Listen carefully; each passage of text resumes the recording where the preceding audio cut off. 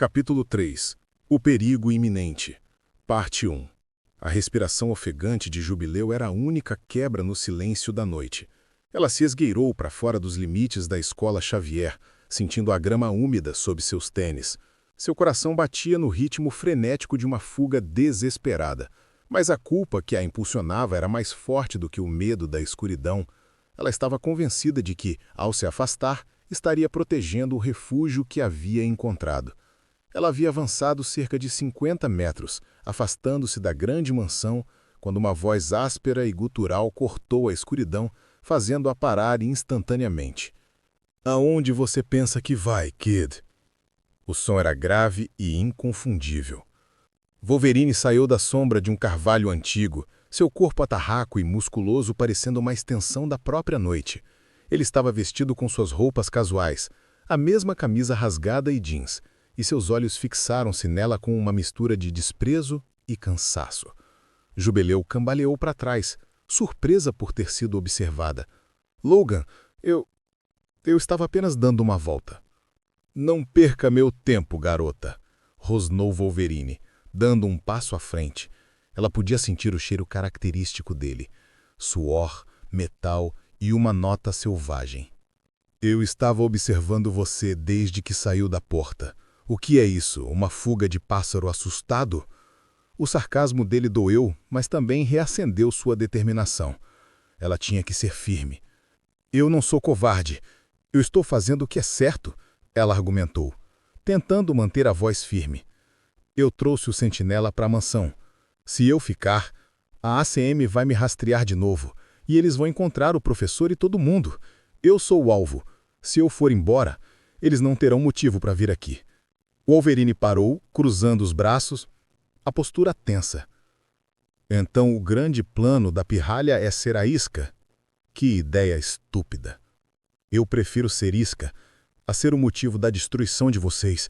Eu vi a máquina que vocês estão construindo, Logan. Eu vi quanto o professor ficou preocupado. Eu não posso ser o motivo de vocês perderem a guerra. Eu não tenho controle. Eu sou fraca. Eu não pertenço a um lugar como este." Wolverine soltou um suspiro pesado, mais um som de desaprovação do que de alívio. "Olha aqui, Kid.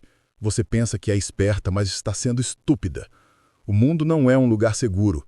Se você sair por aquela cerca, vai ser capturada ou morta antes do café da manhã. Volte para a cama. É para isso que a mansão serve." "Não, eu não vou voltar", Jubileu gritou, virando-se e correndo em direção aos portões externos. "Obrigada por me salvar, mas eu preciso ir." Logan permaneceu parado, observando a silhueta em fuga desaparecer na noite, seu rosto iluminado por um breve flash de frustração e algo parecido com pena. Ele não a perseguiu. Sabia que ela tinha que aprender a lição sozinha, ou talvez soubesse que a intervenção agora faria mais mal do que bem. Ele se virou e caminhou lentamente de volta para a mansão, o cheiro de ozônio da cidade ainda fraco, mas presente no ar. A ameaça estava vindo e a garota tola estava correndo em sua direção. Enquanto a luz da manhã começava a tocar as copas das árvores da área rural de Nova York, o foco da história mudava drasticamente para os centros urbanos. A Agência de Controle de Mutantes, ACM, não era apenas uma força policial. Era uma agência militarizada, dedicada à segurança humana por meio da eliminação da ameaça mutante. O quartel-general da ACM era um complexo de alta tecnologia, frio e utilitário, com paredes de aço e concreto cinzentos que não deixavam espaço para a arte ou a esperança. Na sala de comando, o agente Henry Peter Gyrich estava de pé em frente a um mapa holográfico que piscava com informações de rastreamento. Gyrich era a personificação da burocracia militar. Vestido com um terno militar de corte impecável, com um rosto austero e um olhar de desdém que parecia reservado a tudo que ele considerava anormal, ele tinha a convicção inabalável de que os mutantes eram uma praga que deveria ser erradicada. "A análise dos destroços do Sentinela-1 confirma nossa suspeita, doutor. A resistência mutante é mais organizada e mais forte do que as estimativas iniciais", declarou Gyrich, batendo o punho na mesa. "Esses X-Men são perigosos. Eles estão recrutando ativamente, e a nova assinatura de energia que o robô detectou prova isso.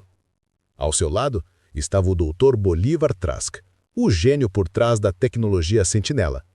Trask era um homem de ciência, não de guerra, vestindo um jaleco de laboratório. Seus óculos escorregavam pelo nariz e ele parecia constantemente nervoso, atormentado pelo peso moral de sua própria criação. Ele não odiava os mutantes. Ele os temia. Agente Jarish, o novo Sentinela Mestre está quase pronto para a ativação total.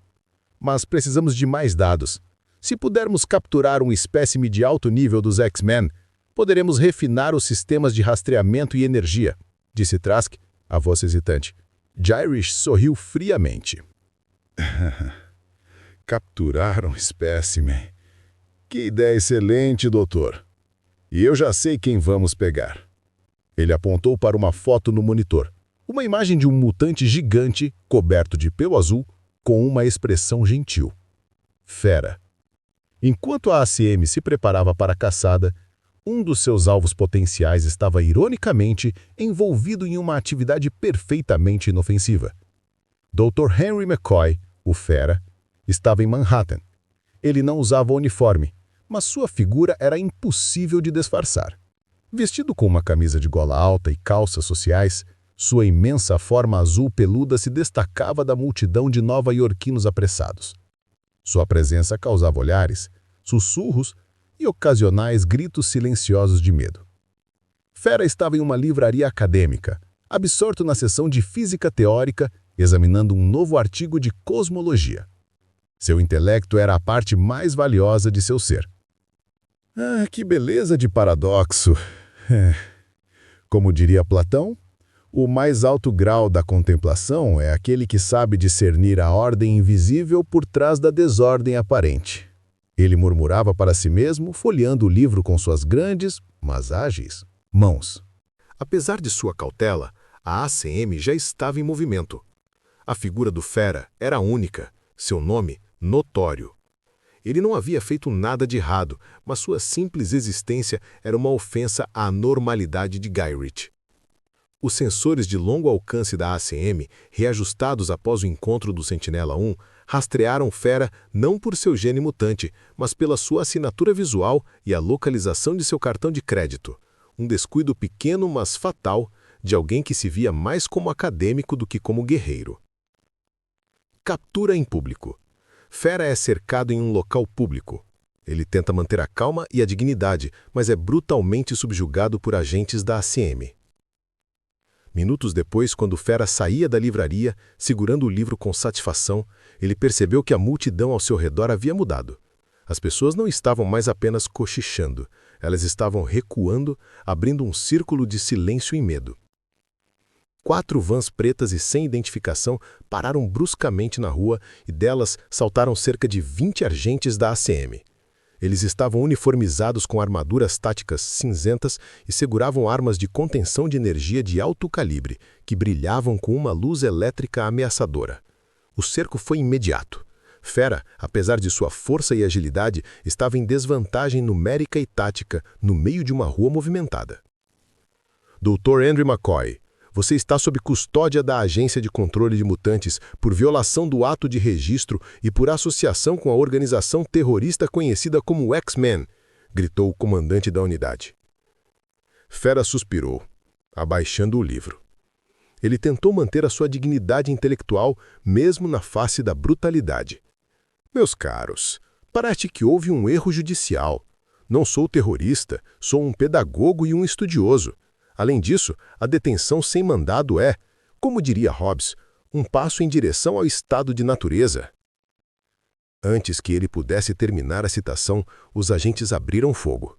Os raios de contenção, de cor âmbar, atingiram Fera em múltiplos pontos, gerando dor e paralisia temporária em seu sistema nervoso. O ataque era cruelmente eficaz. Fera, com um grito de dor misturado com indignação, caiu de joelhos. O livro de física escorregou de suas mãos, caindo na sarjeta. Apesar da dor, ele tentou resistir, usando sua força para afastar alguns agentes.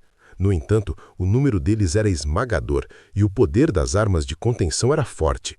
Eles o imobilizaram com redes eletrificadas e o arrastaram como um animal para o interior de uma das vans blindadas. A cena foi rápida e brutal.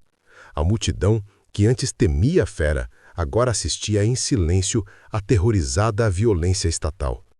A ACM havia conseguido seu objetivo: capturar um dos X-Men mais proeminentes, um sinal de que a guerra havia escalado. Na mansão Xavier, Wolverine entrou na sala de controle, onde o Professor X estava revisando os dados da sala de perigo. O rosto de Logan estava sombrio. Xavier, a garota fugiu. Eu tentei impedi-la, mas ela estava decidida. Disse que era para proteger a gente. Logan relatou, sem rodeios. Xavier fechou os olhos, um suspiro silencioso. Eu sei, Logan. Eu a senti saindo. A confusão e a culpa em sua mente. Ela é apenas uma criança agindo por um senso equivocado de sacrifício. Eu vou usar o cérebro para... De repente, o sistema cérebro, o poderoso amplificador telepático, disparou um alarme vermelho estrondoso, infinitamente mais alto e penetrante do que qualquer aviso anterior. O som agudo, eletrônico e ensurdecedor vibrou através da sala de controle, forçando todos a se encolherem. Em sincronia com o ruído intolerável, as luzes vermelhas de emergência piscaram frenética e repetidamente, banhando cada superfície metálica e cada rosto na sala com um brilho carmesim pulsante de perigo máximo e imediato. Não é a Jubilee, disse Xavier, voltando-se para o console, o temor crescendo em seus olhos. Ela é uma perturbação maciça, uma prisão violenta. Ele colocou o capacete e a dor psíquica foi instantânea. Não, Hank... Meu filho! O professor Xavier removeu o capacete com um puxão brusco, seu rosto pálido e transtornado. A ACM. Eles capturaram Hank McCoy. Ele está sendo levado para uma instalação desconhecida. Eles o feriram e o subjugaram à vista de todos. A ACM está nos desafiando abertamente.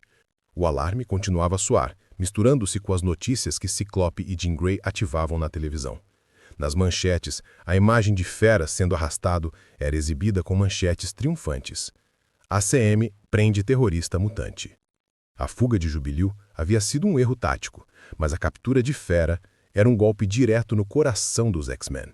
O professor Xavier fechou os olhos, a dor pela traição do mundo e pela perda de um de seus pupilos, clara em seu rosto. A hora de se esconder havia acabado. A guerra havia chegado à porta. E um resgate deveria ser organizado imediatamente. Capítulo 3. O perigo iminente. Parte 2. O som estridente do alarme do cérebro ecoava pelo complexo subterrâneo da mansão Xavier, um grito mecânico de angústia que perfurava o silêncio da noite. Na sala de controle, o professor Charles Xavier, ainda pálido e visivelmente abalado pela dor psíquica da captura de seu amigo, observava as telas. Ao seu lado, Ciclope e Jean Grey assistiam, seus rostos refletindo uma mistura de choque e fúria. Nos monitores, a notícia se repetia em loop através de todas as principais emissoras de Nova York. Imagens granuladas e tremidas mostravam a cena brutal. Fera, o Dr. Henry McCoy, sendo subjugado com armas de contenção e arrastado por agentes da ACM. O contraste entre sua aparência imponente e a forma como era tratado, como um animal perigoso, era revoltante. A manchete principal piscava em letras garrafais e triunfantes. A ACM prende terrorista mutante após operação de vigilância bem-sucedida. Eles o trataram como se ele fosse um criminoso, sussurrou Jean, seus olhos verdes marejados de indignação. Sua telepatia e empatia a faziam sentir a dor e a humilhação do Fera mesmo à distância. Eles querem que o mundo o veja assim, Jean. Querem que nos vejam assim. Respondeu Ciclope, sua voz baixa e controlada, mas vibrando de raiva contida. Ele apertava os punhos. Eles usaram a caça a Jubilee como cortina de fumaça. Enquanto procurávamos por sentinelas em Los Angeles, eles estavam nos rastreando aqui. O professor Charles Xavier levantou a mão, chamando a atenção para a tela principal, que agora mostrava o agente Jarrett dando uma coletiva de imprensa improvisada.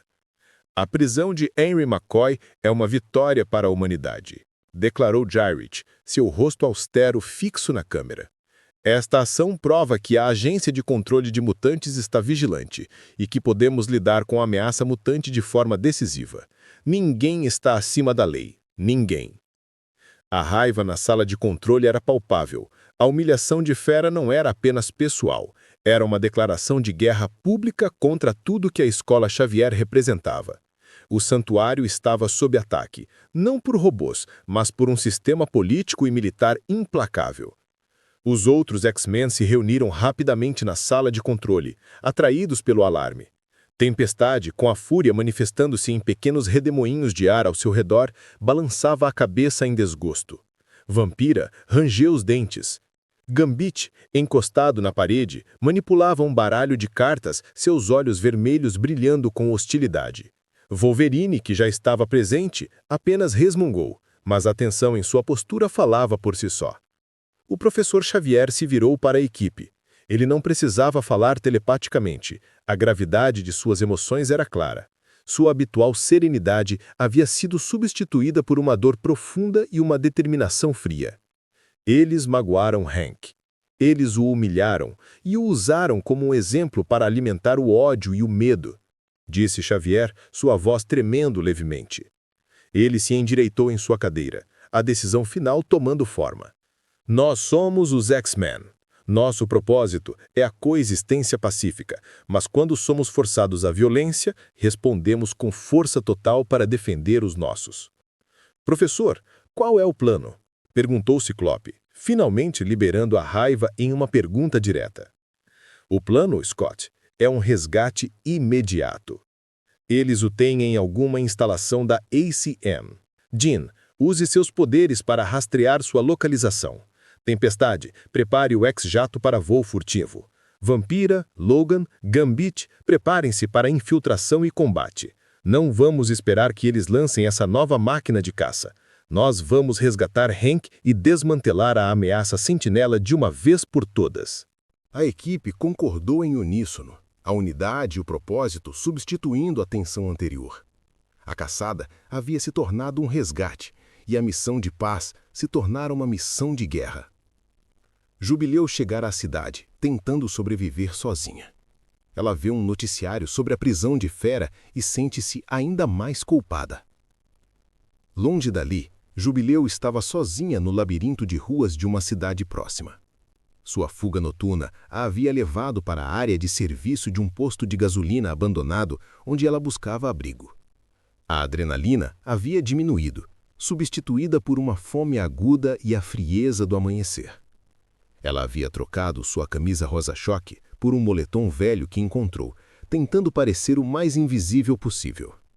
Ela sentou-se em um canteiro de flores seco, encolhida, sentindo-se mais exposta e vulnerável do que nunca. Ela havia conseguido fugir, mas a sensação de alívio não veio. Em vez disso, havia um vazio doloroso. Foi então que ela ouviu um rádio velho que tocava no posto de gasolina. O locutor falava com uma voz grave e séria.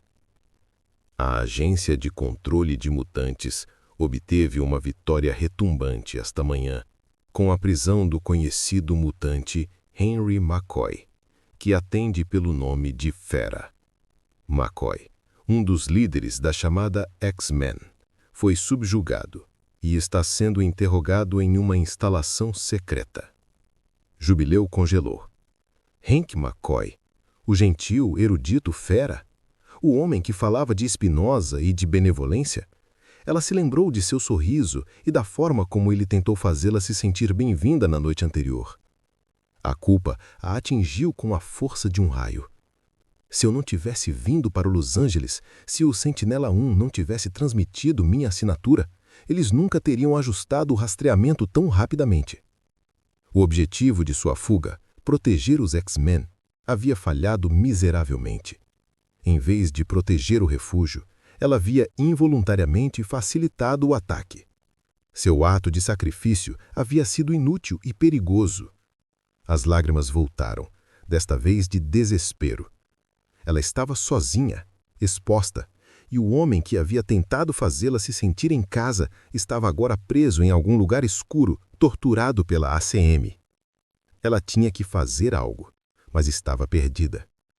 Girick e Trask inspecionam a cela de Fera na base da ACM, revelando o Sentinela Mestre, uma versão aprimorada e o plano de caça global. Enquanto isso, a várias centenas de quilômetros de distância, Fera estava em uma cela de contenção de alta segurança, dentro do complexo da ACM. A cela era feita de um metal que inibia o uso de poderes mutantes e Fera estava algemado.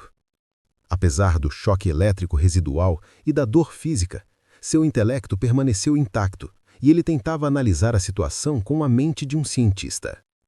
A porta de sua cela se abriu e entraram o agente Girick e o Dr. Trask. "Seja bem-vindo ao seu novo lar, Dr. McCoy", disse Girick com um sorriso. Fera levantou a cabeça. "Sinto muito que sua visão do mundo seja tão limitada, agente Girick. O medo é um senhor cruel, e infelizmente você parece servi-lo com devoção." Girick ignorou a observação. "Você é inútil para nós na natureza, mas em nosso laboratório você é a chave para o futuro. Sua assinatura genética nos dará os dados necessários para refinar o nosso sistema de caça." Trask apontou para uma janela de observação que dava para o hangar principal da base. Atrás do vidro reforçado havia uma máquina colossal, ainda incompleta, mas inspirando terror. Era o Sentinela Mestre. Era 3 vezes o tamanho dos sentinelas de rua, com uma armadura mais escura, e seus olhos ópticos brilhavam com uma intensidade avermelhada e ameaçadora.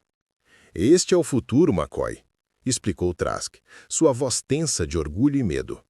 "Com as amostras de seu código genético e a energia estável que você representa, podemos programar o Sentinela Mestre para caçar mutantes em qualquer lugar. Ele não é apenas um robô, ele é um instrumento de extinção global. Ele é o fim da sua subespécie." O Sentinela Mestre era a prova de que a captura de Fera era apenas o primeiro passo em um plano muito maior. Eles não queriam apenas registro, eles queriam o extermínio. Chamado à ação. O professor Xavier reúne a equipe, Ciclope, Jean Grey, Gambi, Vampira, Tempestade e Wolverine para um briefing, resgatar Fera e deter a ameaça dos sentinelas. A equipe parte no X-Jato. De volta à mansão Xavier, o plano de ataque estava finalizado. O professor Xavier estava no centro da sala de comando, cercado por sua equipe, todos vestindo seus uniformes de combate azul e amarelo. A determinação gravada em seus rostos. Jean localizou a provável base de operações da ACM que abriga Hank. É uma instalação subterrânea fortemente fortificada. Não podemos esperar reforços. Temos que agir agora, disse Ciclope, falando com a autoridade de um líder de campo. Gambi e Vampira, vocês serão a ponta de lança. A agilidade de vocês será crucial na infiltração, instruiu Xavier. Tempestade, você será a nossa cobertura climática, garantindo que o X-Jato chegue e saia despercebido. E Wolverine? Eu sei o meu papel, professor. Logan resmungou. Eu vou abrir um caminho. Se eles machucaram o Hank, alguém vai pagar. Xavier assentiu, sua expressão séria. Esta não é apenas uma missão de resgate. É uma missão para salvar o futuro. Se o Sentinela Mestre for lançado, a caça a mutantes se tornará global e irreversível. Resgataremos Hank e destruiremos aquela máquina. Vão, e que a sorte esteja com vocês, meus X-Men. A equipe seguiu em silêncio e determinada para o hangar subterrâneo. O X-Jato, já preparado, os esperava. Eles embarcaram rapidamente, as portas se fechando com o sopro final.